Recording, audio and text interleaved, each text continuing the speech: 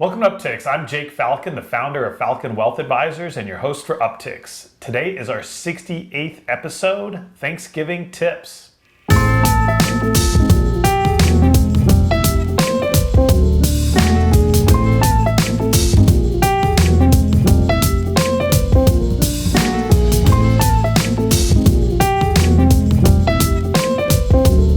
Cory, welcome back to the show. Thank you. Feels good.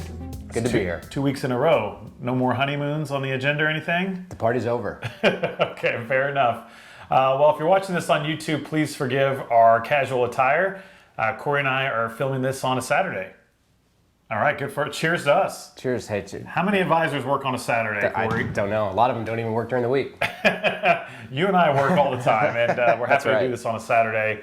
And thank you, as always, for tuning into our Thanksgiving Day episode. So for this week's show, we wanted to give 4 Thanksgiving Day tips that we think will help you get through the holiday with success and having that much more fun. So why don't we just get right into it and kick off with number 1, which is be cautious when comparing investment performance with family members. Why don't you go over what I'm talking about here, Cory?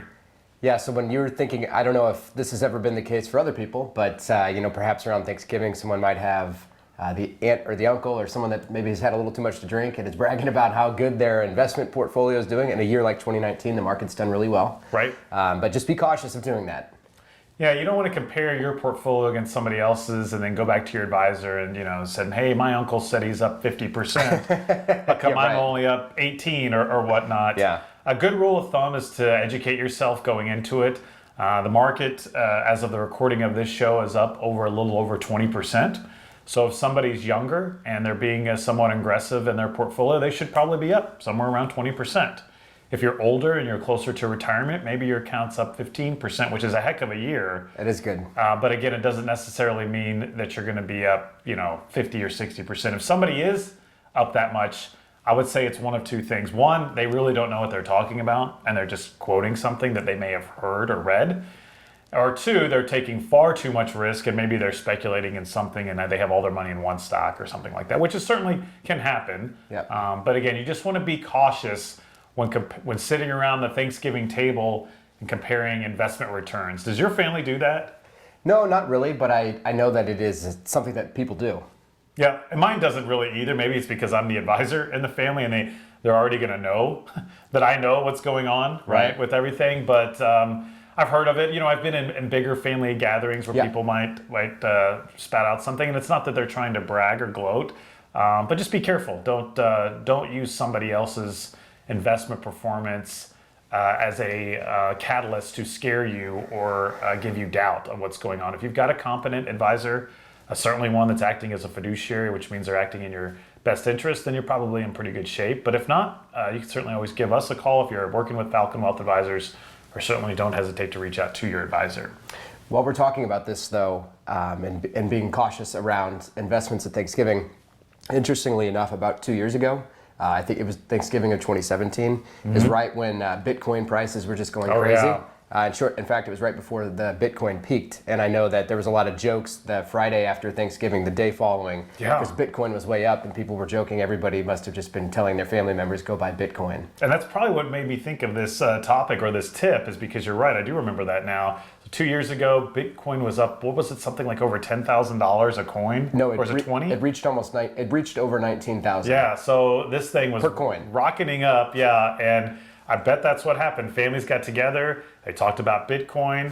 The next day, they're like, oh, Black Friday, I'll sit at home and I'll buy myself some Bitcoin. And that's crazy. So, yeah, exactly. Be careful out And then there. it went down 80%. Right, right, yeah. Anyhow. Very, very careful when looking at that stuff. What about tip number 2, Cory? Tip number 2 is that you want to make sure that you don't overeat. Right, so hearing that from your financial advisor might seem a little different, but just be careful. There's a lot of food, and there's no reason to blow out your diet or your health plan over the holidays. I know it can be tempting, but often it's something that we typically regret, and you don't want to do that type of damage to your body.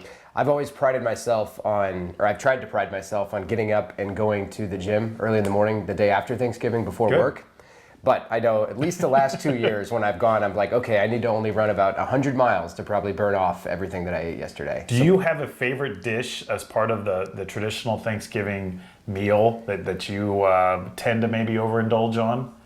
Yeah, as far as the traditional Thanksgiving food goes, definitely I don't know the dressing or the stuffing. I don't know when I think one of the terms is used when it's inside the bird and one is used when it's not, but you know what I'm talking about. It's stuffing. I call it stuffing. I never Some call people it dressing. Dressing? I think it has to do with whether or not it's inside like the turkey. ranch I don't know. dressing or?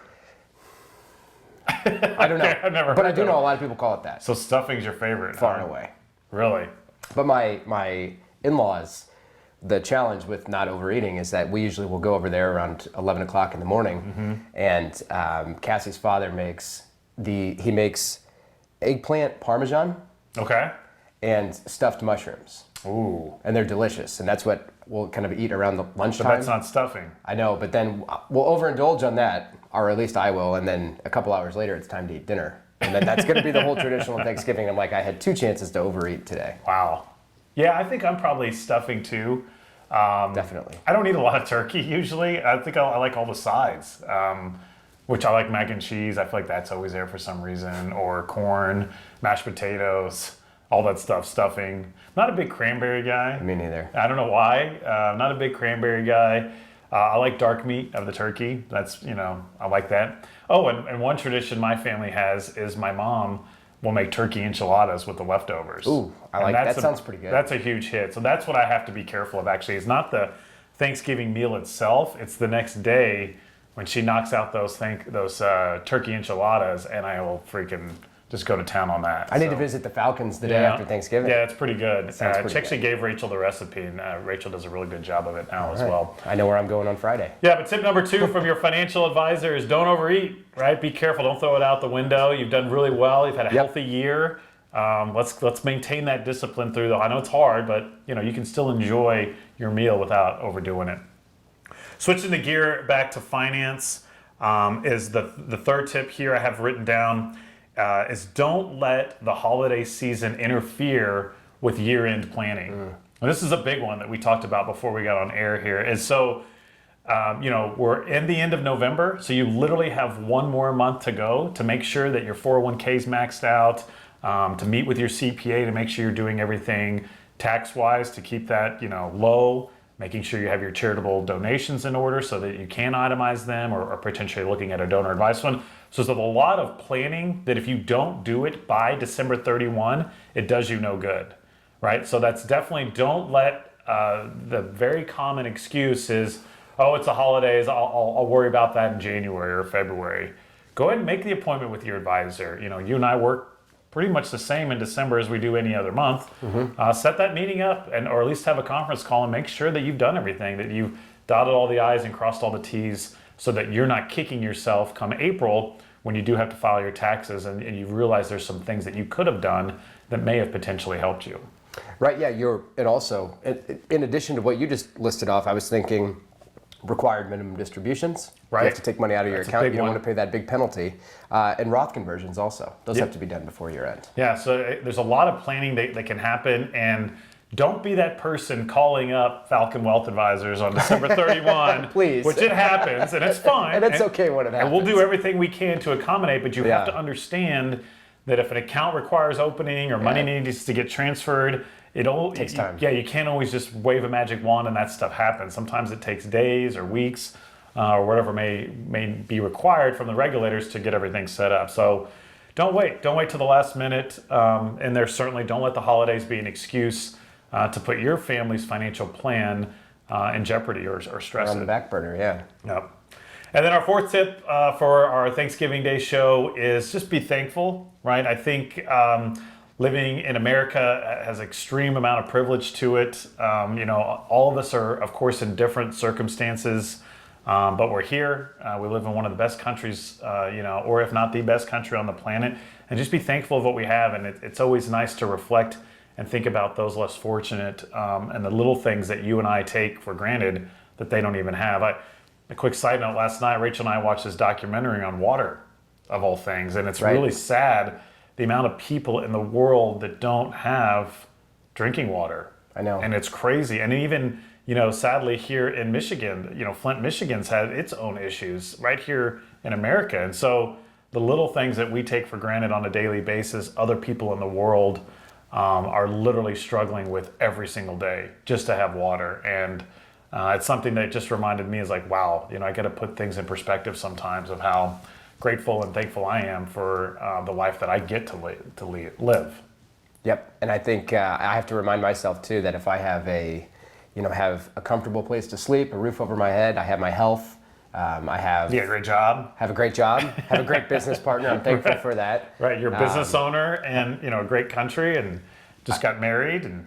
I have a wonderful family. I married into a wonderful family. We have a lot of great clients that we work with. Yep. We have a growing, thriving business, and we know that we're able to, provide to have employees that work here too. They can have jobs working at Falcon Wealth Advisors, and they work hard to help people also. So we have lots of reasons to be thankful, but I'm going to try to continue to remember to not only reflect on that on Thanksgiving, but all the time. All the time, yep. Good point. So to you watching this, thank you for tuning in and watching our show. Thank you to all of our fabulous clients. We have some people that we work with interesting stories and exciting travel plans and all the things that they do in retirement. So again, we can't thank you enough. If you're tuning into the Macy's Day Parade, I know that's always a big fun one. Is that a Thanksgiving? That's Thanksgiving Day Parade, yeah. Yeah. Thanksgiving Day Parade. I think so. Yeah, I think it's a Thanksgiving Day Parade. So whatever your holiday traditions are, whether it's football or overeating or whatever it may be, thank you again for tuning in. If you're watching this on YouTube, we just ask, feel free to subscribe to our channel. And if you think our content's worthy, give us a thumbs up. Also, we're out there on iTunes podcasts, as well as Spotify and all the other social media platforms. So again, thank you so much for liking our content. And we hope you all have a great holiday season and a great week. Happy Thanksgiving. Thank you. Happy Thanksgiving.